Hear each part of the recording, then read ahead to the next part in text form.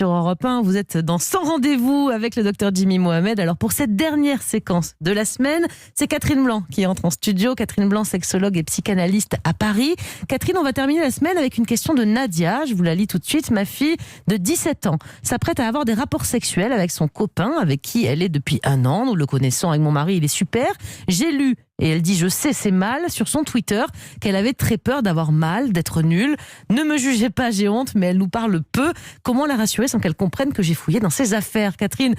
C'est pas bien ce qu'elle a fait, la maman, d'aller vérifier, d'aller fouiller dans ses discussions finalement avec ses copains, j'imagine, ou ses copines.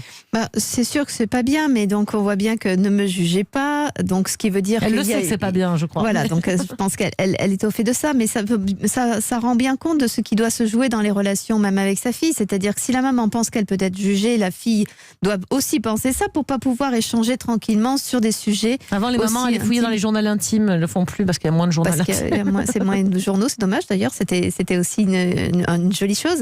Mais voilà, donc en tout cas, elle l'a vu. Bon, c'est pas là sa question principale.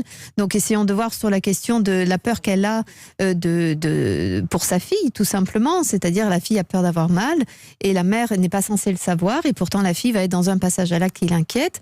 Donc je crois qu'il faut, puisqu'on le sait, on va pas faire comme si on le savait pas. Il faut simplement inviter à s'exprimer en disant « ma chérie, je sais pas où tu en es avec ton petit ami, vous êtes trop chou tous les deux, peut-être que je sais pas si vous avez déjà fait l'amour. Ça fait 1 an, voilà, c'est dans la moyenne. Hein, voilà, même. Je me dis que peut-être tu as des questions ou des inquiétudes, si tel était le cas, tu pourrais me les poser, ou si je ne peux pas te répondre, on pourrait trouver quelqu'un auprès de qui, parce que ça sert à rien d'aller voir de laisser son enfant quand on la sait en difficulté, appelant un au secours un peu vague sur la toile de ses copines, c'est un peu dommage. Du coup, on essaie d'en parler en se cachant un peu les choses, en faisant semblant de ne pas avoir lu les messages, mais néanmoins si derrière elle répond par la négation en disant non, moi tout va bien, écoute maman, je compte ne pas avoir de rapport sexuel, je vois pas de quoi tu parles. Est-ce qu'on insiste ou est-ce qu'on passe à autre chose en disant soit elle n'a pas besoin de conseils, soit elle ne veut pas en parler?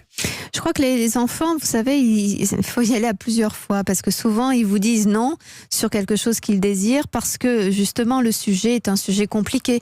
Vous voulez leur donner quelque chose qui force un peu leur pudeur parce que ça révèle leur désir. Eh bien ils vont me dire non mais j'en ai pas besoin, non mais c'est pas grave, mais il faut être un peu plus chaleureux en disant ça me ferait plaisir en tout cas d'échanger avec toi là-dessus parce que c'est des histoires de femmes, on pourrait échanger toutes les deux.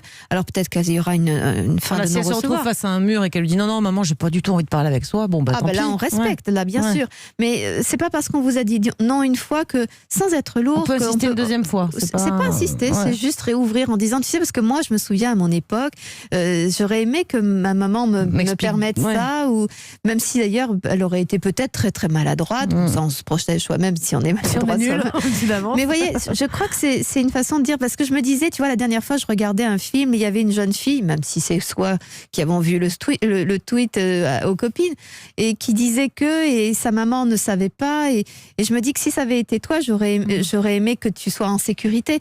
Vous voyez, on peut quand même, on n'est pas obligé sous prétexte de sa culpabilité d'avoir lu ce que en effet on n'aurait pas dû lire.